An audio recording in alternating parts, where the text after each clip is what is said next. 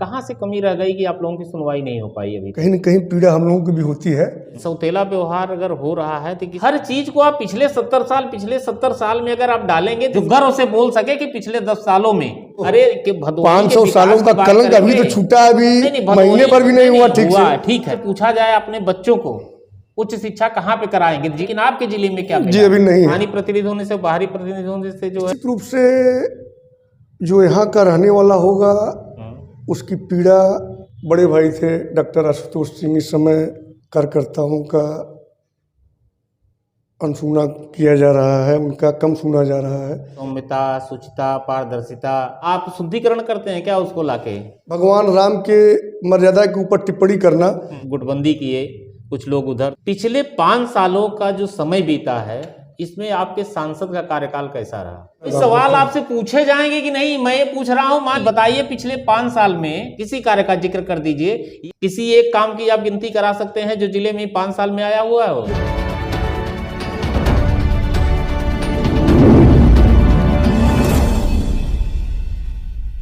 नमस्कार, मैं हूं हरीश सिंह और आप देख रहे हैं ह्यूमन टुडे। आज सीधी बात में हमारे साथ शामिल हैं भारतीय जनता पार्टी भदोही के जिला उपाध्यक्ष प्रदीप सिंह जी। प्रदीप सिंह जी छात्र जीवन से ही राजनीति में हैं। वे काशी नरेश राजकीय महाविद्यालय के छात्र संघ चुनाव में उपाध्यक्ष पद भी सुशोभित कर चुके हैं। साथ ही पिछले 1 दशक से भारतीय जनता पार्टी जिला उपाध्यक्ष भदोही का पद संभाल रहे हैं। प्रदीप जी, आपका स्वागत है हमारे स्टूडियो में। नमस्कार। 1993 में मैं ज्ञानपुर काशी नरेश राजकीय महाविद्यालय में जी अपना प्रवेश लिया।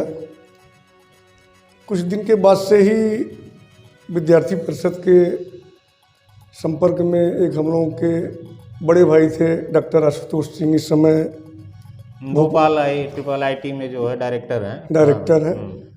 उन्हीं के मार्गदर्शन में विद्यार्थी परिषद में काम करने का सौभाग्य प्राप्त हुआ।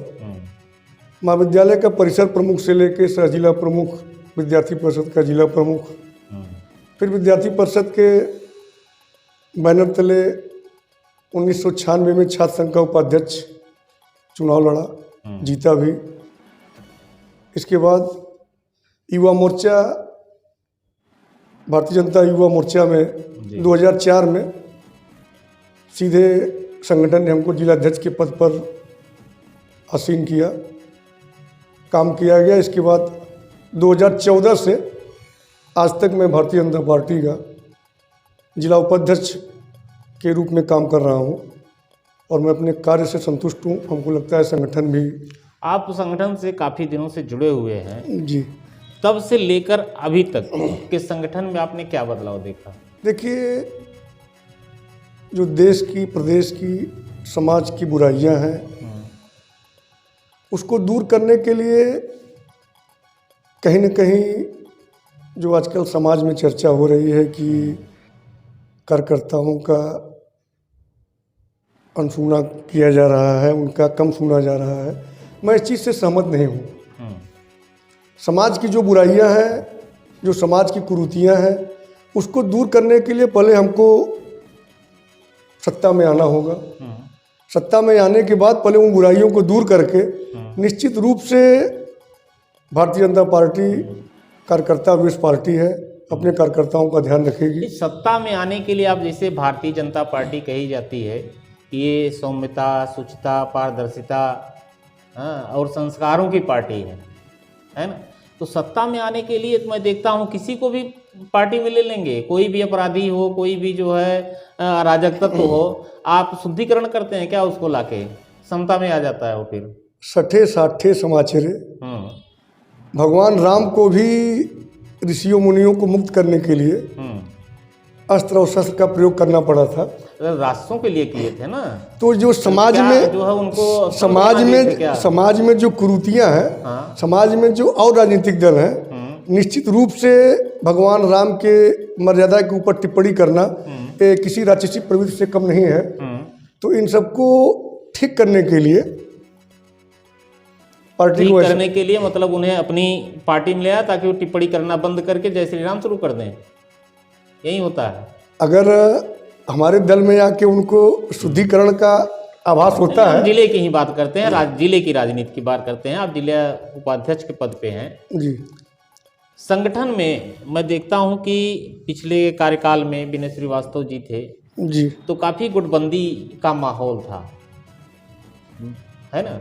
उनके खिलाफ काफ़ी जो है रणनीति चली गई, काफ़ी लोग जो है गुटबंदी किए, कुछ लोग उधर तो कुछ लोग उधर, जिसका दुष्परिणाम यह हुआ कि नगर पालिका के चुनाव में, नगर निकाय के चुनाव में भाजपा को काफ़ी झटके मिले। क्या लगता है कि कुछ गलत निर्णय लिए गए थे जिसकी वजह से भाजपा को झटके मिले थे? देखिए, किचन में जब बर्तन ज़्यादा हो जाते हैं तो निश्चित रूप से आवाज़ होती है, लेकिन आप विश्वास रखें कि उस बर्तन का प्रयोग सही दिशा में किया जाएगा। और निर्णय लेने के बाद पता लगता है कि निर्णय गलत है या सही था। प्रयोग करना छोड़ देना ठीक नहीं है, प्रयोग करते रहना चाहिए। आप इतने दिन से संघर्ष कर रहे हैं पार्टी में जी। क्या आपको उचित सम्मान मिला है पार्टी में? एकदम जो पार्टी ने सम्मान दिया है मैं उस सम्मान से 100% में संतुष्ट हूँ। 100% संतुष्ट हैं। बात होती है आपके जो सांसद जी हैं रमेश चंद्र बिंद जी, लोकसभा का चुनाव सामने है 2024 जी। आप लोग फिर मैदान में उतरेंगे जो है वोट मांगने के लिए, स्वाभाविक है, चुनाव है तो वोट मांगेंगे ही। पिछले 5 सालों का जो समय बीता है इसमें आपके सांसद का कार्यकाल कैसा रहा? हम लोग संगठन के कार्यकर्ता हैं, सांसद और विधायक अपना काम करते हैं, संगठन अपना काम सवाल आपसे पूछे जाएंगे कि नहीं? मैं ये पूछ रहा हूं, मान लीजिए मैं वोटर हूं, ठीक है, आप हमसे आए हैं कि भाई चुनाव आ गया है, हाँ, कमल के फूल पे मुहर लगाइए, भाजपा वोट दीजिए, तो मैं अगर जो है सवाल आपसे बोल दिया हाँ कि बताइए पिछले 5 साल में आपने कौन से विकास कार्य किए हैं जिस पे मैं वोट दूं, तो आपका जवाब क्या होगा? एज ए पब्लिक मैं पूछ रहा हूँ, क्या जवाब होगा आपका? विकास देखिए, अच्छी सड़कें। कौन सी सड़क? वो तो ये नहीं अच्छा, वो तो जल जीवन मिशन, जिले की, मैं जिले की बात कर रहा हूँ। ऐसा कोई कार्य हुआ जिससे जिले के लोगों को लाभ हुआ है? कोई आप कार्य का जिक्र कर सकते हैं? किसी कार्य का जिक्र कर दीजिए, एनएच की बात मत करिए, वो तो बड़ा प्रोजेक्ट है, एक तरफ से एक तरफ है, 20 जिला से गुजर गया, इसलिए हो गया जो है। जनप्रतिनिधियों को प्रयास करना चाहिए। अब सफलता लगता है प्रयास हुआ है? किसी एक काम की आप गिनती करा सकते हैं जो जिले में 5 साल में आया हुआ हो? देखिए, प्रयास पूर्ण तब माना जाता है जब काम दिखने लगे। काम दिखने लगे, काम कोई शिलान्यासी हुआ हो, उद्घाटन शिलान्यासी बता दीजिए, ऐसा कुछ हुआ? नहीं, बहुत से लोकार्पण शिलान्यास हुए हैं। क्या हुआ है बताइए, वो आपको देखना होगा। नहीं, अब आप ही बता दीजिए ना, आप तो रहे होंगे लोकार्पण शिलान्यास में, आप बताइए। नहीं, कोई आवश्यक नहीं है कि भदोही कालीन परिक्षेत्र है जी। भदोही को कहा जाता है कि कालीन बुनकरों का क्षेत्र है, कालीन मजदूरों का क्षेत्र है ना जी। लेकिन भदोही की स्वास्थ्य व्यवस्था लचर है। आज अगर किसी को गंभीर बीमारी अगर हो जाए तो उसको बनारस या इलाहाबाद दूसरे जनपदों में जाना पड़ेगा जी।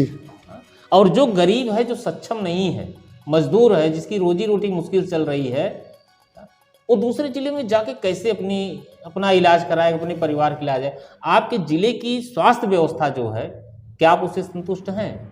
अभी सत्ता में आए हम लोगों को 10 साल हुआ। 10 साल की कम अवधि मानते हैं?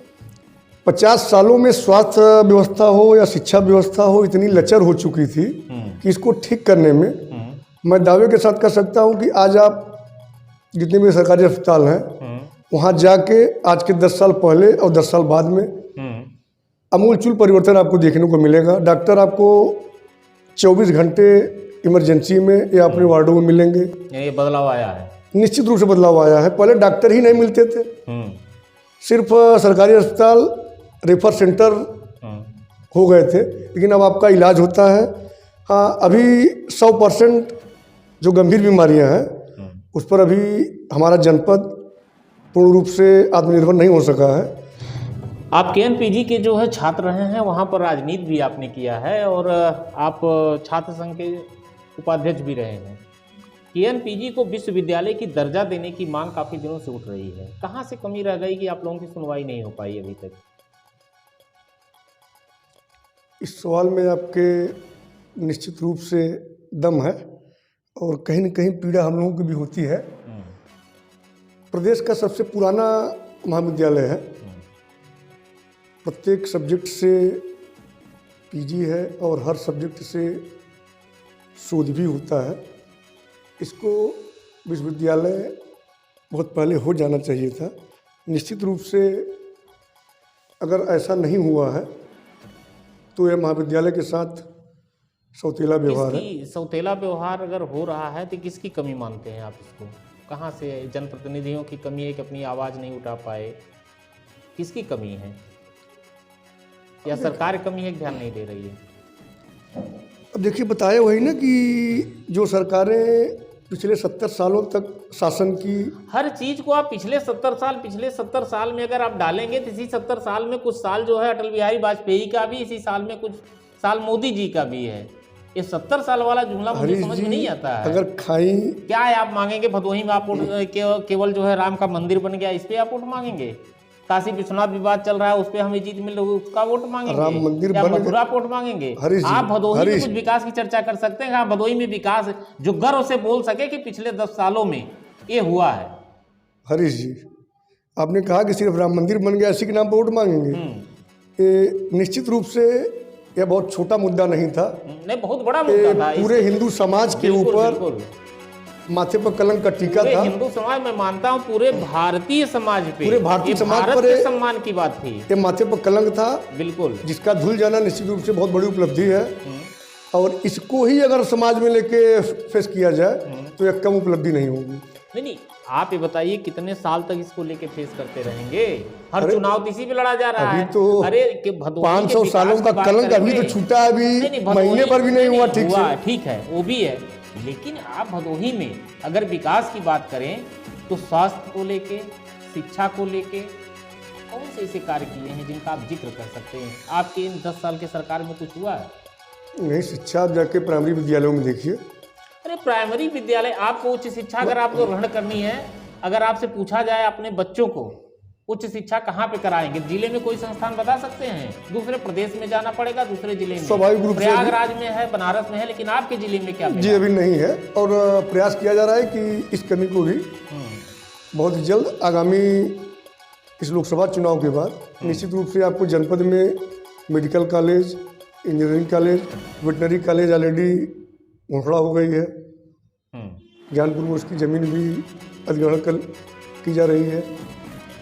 तो धीरे धीरे जो सुविधाएं हैं वो आ रही हैं, और निश्चित रूप से इस लोकसभा के बाद आपको बहुत से परिवर्तन तुरंत दिखाई देने लगेंगे। एक मुद्दा उठता है स्थानीय और बाहरी का, अक्सर हर चुनाव में आते हुए मुद्दा उठ जाता है। जी, आप इसको किस नज़रिए से देखते हैं, बाहरी और स्थानीय वाले मुद्दे को? जो पार्टी का निर्णय होगा वो सबको मानना चाहिए।